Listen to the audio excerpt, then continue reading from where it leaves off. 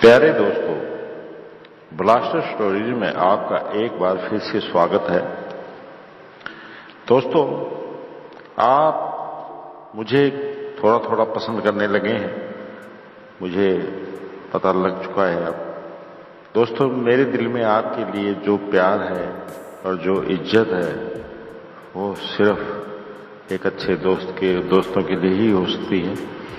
और मुझे ये भी पता है कि आहिस्ता आहिस्ता आपके दिल में भी मेरे लिए प्यार और मोहब्बत जाग जाएगी।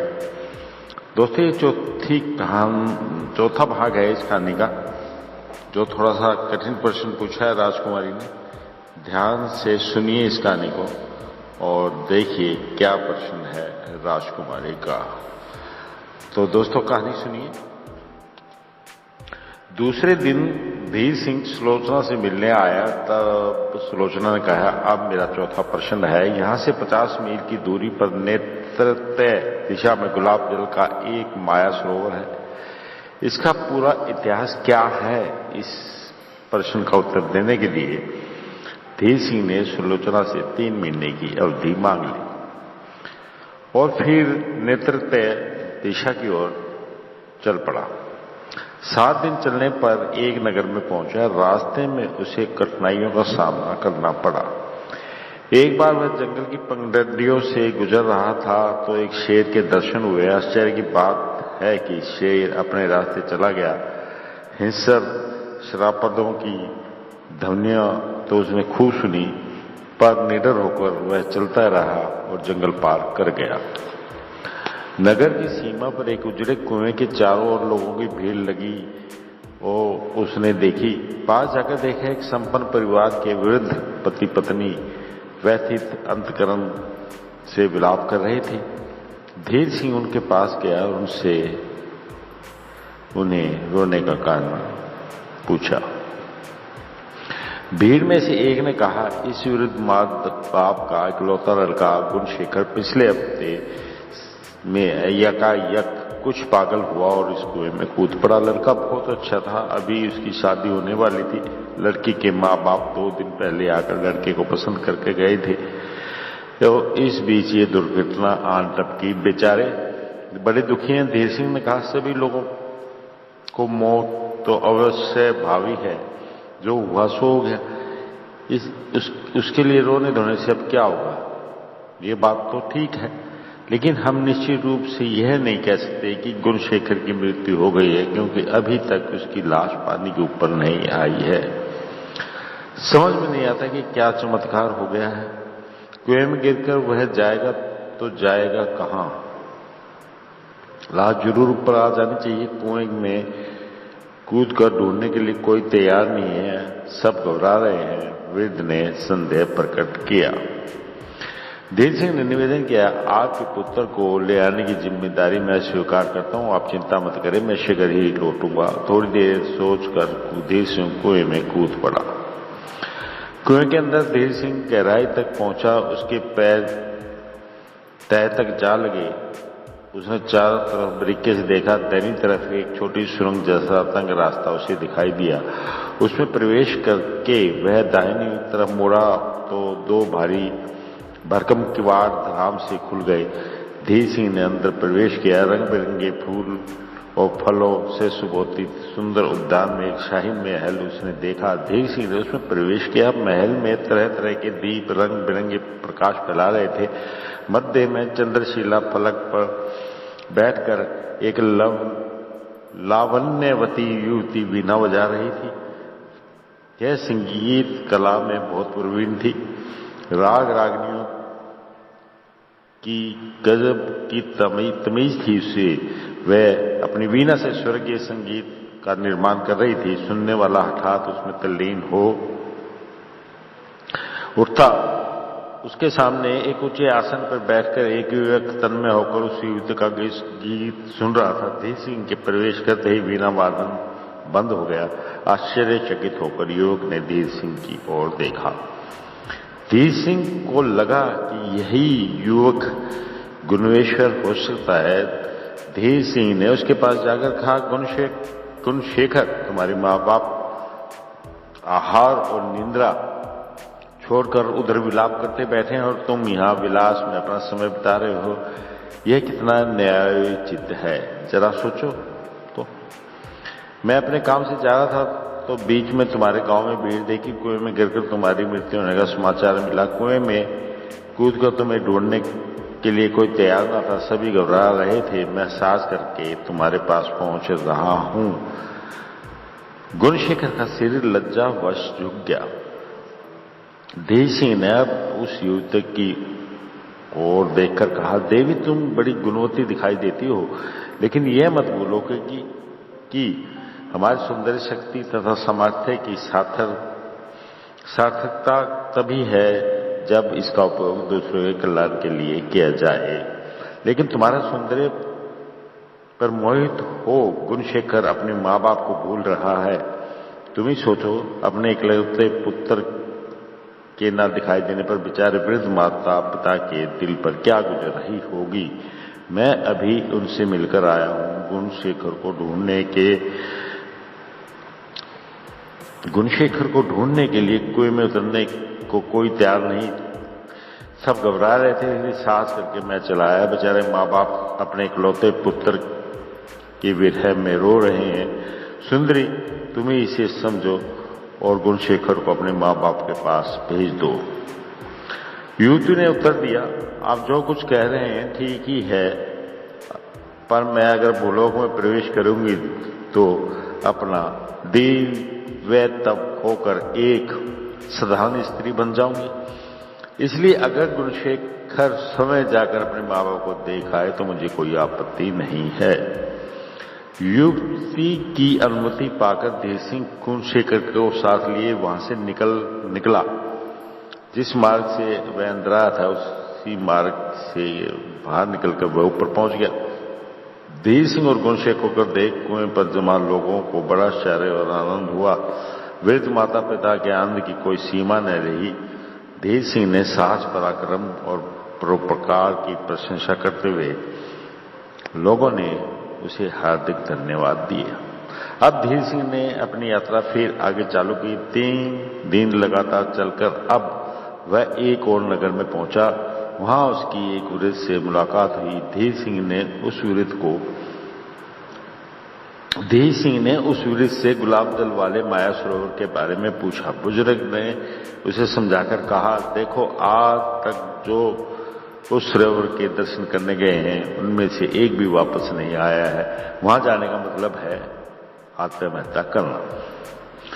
पर धीर सिंह अविचलित रहा और उसने सरोवर तक पहुंचने का मार्ग बताने की वृद्ध से प्रार्थना की। अंत में वृद्ध ने कहा, इस नगर के दक्षिण द्वार से बाहर निकलकर 10 मील तक चलोगे तो वह रास्ता 2 भागों में बढ़ जाएगा। दैनी ओर की पगडंडी से चलो तो एक पहाड़ तक पहुंचोगे। पहाड़ के उस पार राजधानी नगर विराजपुर है। उस नगर का राजा गुलाब जल वाले सरोवर का प्रशासक है। वह मानिक को प्राणों से अधिक प्यार करता है। अगर तुम उपहार स्वरूप कुछ मानिक राजा को समर्पित कर उसे उसके स्नेह पात्र वंश को तो तुम्हारा कार्य सफल हो सकता है। इस सलाह के साथ धीर सिंह को शुभ आशीर्वाद दे बुद्ध अपने रास्ते चला गया। वृद्ध के बताए मार्ग पर धीर सिंह चल पड़ा। पहाड़ पार करते उसे कई मुसीबतों का सामना करना पड़ा। आखिर वह विराजनगर पहुंच गया। उसने राजा के दर्शन किए और मूल्यवान मणि उपहार में दिए। राजा धीर सिंह के व्यवहार से प्रसन्न हुआ। उसने प्रेम से कहा, तुम रोज मुझे मणियों का उपहार दे रहे हो, मुझसे अगर तुम कुछ चाहते हो तो बिना संकोच मांग लो। धीर सिंह ने विनय पूर्वक निवेदन किया, महाराज मैं तभी आपसे कुछ मांगूंगा जब आप मुझे आश्वासन देंगे कि आप निश्चय ही मेरी कामना पूर्ति करेंगे। कृपया अन्यथा ना समझे। बिल्कुल संकोच न करना योग, तुम जो भी मांगोगे मैं अवश्य में दूंगा। ये राजा का वचन है। राजा ने धीर सिंह को आश्वस्त किया। तो फिर महाराज गुलाब जल वाले माया सरोवर को देखने की अनुमति देंगे? धीर सिंह ने निर्भय होकर पूछा। धीर सिंह की अनोखी इच्छा जानकर राजा को आश्चर्य हुआ। राजा ने उसे समझाया, लगता है तुम्हारे शत्रुओं ने माया सरोवर देखने की इच्छा तुम्हारे मन में जताई, क्योंकि इस माया में फंसकर आज तक कोई व्यक्ति लौटा नहीं है। मैं चाहता हूं कि तुम अपनी यह इच्छा छोड़ दो, यही बेहतर है। पर धीर सिंह अपनी बात पर अटल रहा। तब विवश हो राजा ने अपने 2 सिपाहियों को बुलाकर आदेश दिया, इस युवक को गुलाब जल वाले माया सरोवर के पास ले जाओ, देखने दो उसे सारा तमाशा। सिपाहियों के साथ धीर सिंह चला। नगर के दक्षिण दिशा में थोड़ी दूर पर एक विशाल द्वार था, जहां 4 सिपाही पहरा दे रहे थे। द्वार के पास एक सूचना फलक था, जिस पर लिखा था, जिसको अपने प्राणों के प्रति मोह हो ऐसा व्यक्ति अंदर प्रवेश ना करे। पहरेदारों ने किवाड़ खोल दिए। धीर सिंह ने ज्यों ही प्रवेश किया, किवाड़ अपने आप बंद हो गए। धीर सिंह ने 3 कदम आगे चलकर पीछे मुड़कर देखा। वहां पर ना किवाड़ थे, ना दीवारें, चारों तरफ बस एक विशाल मैदान फैला हुआ था। थोड़ी देर बाद लंबे बालों वाला एक विचित्रकृति व्यक्ति सामने आया। उसने धीर सिंह को प्रणाम किया और अपना परिचय कराया। जो लोग यहाँ आते हैं उनको गुलाब जल वाले सरोवर का स्नान कराना मेरा काम है। धीर सिंह उसके पीछे पीछे हो लिया। जरा आगे जाने पर एक विशाल भवन दिखाई देने लगा। उस भवन के मध्य सुगंध बिखेरने वाला गुलाब जल वाला सरोवर धीर सिंह ने देखा। सरोवर की और निर्देश करते हुए उस आदमी ने धीर सिंह से कहा, तुम इस जलाशय में उतर कर सीधे उसके मध्य में चले जाओ, मैं भी चलूंगा तुम्हारे साथ, घबराओ नहीं। धीर सिंह बेखटके सरोवर में उतर पड़ा। घुटनों तक पानी था। विचित्र आकृति व्यक्ति किनारे पर रखा लोटा लेकर पानी में घुस पड़ा और धीर सिंह के सिर पर लोटे पानी डाला। तीसरे लोटे का पानी धीर सिंह पर डालते ही वह विचित्र व्यक्ति गायब हो गया। धीर सिंह ने देखा सरोवर में पानी बढ़ रहा है, जो बढ़ते बढ़ते उसके गले तक पहुंचा। उसने ऊपर देखा, एक जंजीर सी लटक रही थी। एक ही छलांग में धीर सिंह ने उस जंजीर को पकड़ लिया। दूसरे क्षण ढाम की आवाज सुनाई दी। चारों तरफ गहरा अंधेरा छा गया। धीर सिंह ने इधर उधर देखा।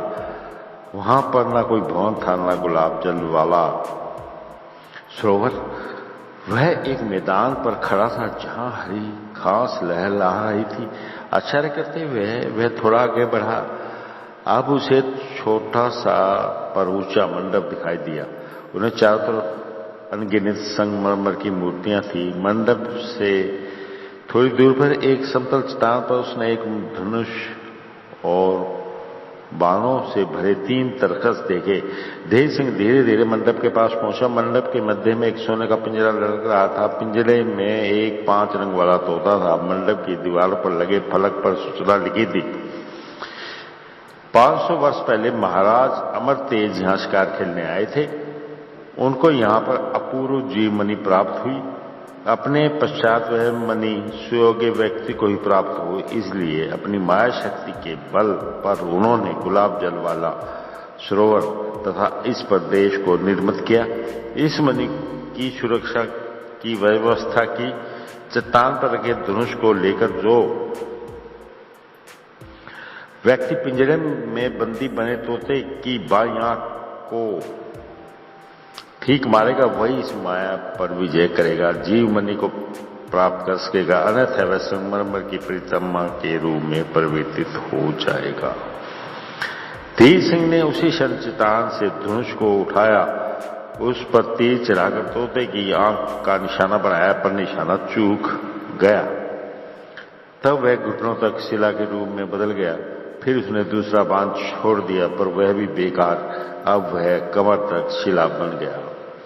उधर पिंजरे का तोता खिलखिलाकर हंस पड़ा और उपहास करते हुए बोला, धीर सिंह तुम बेकार ये कोशिश क्यों कर रहे हो?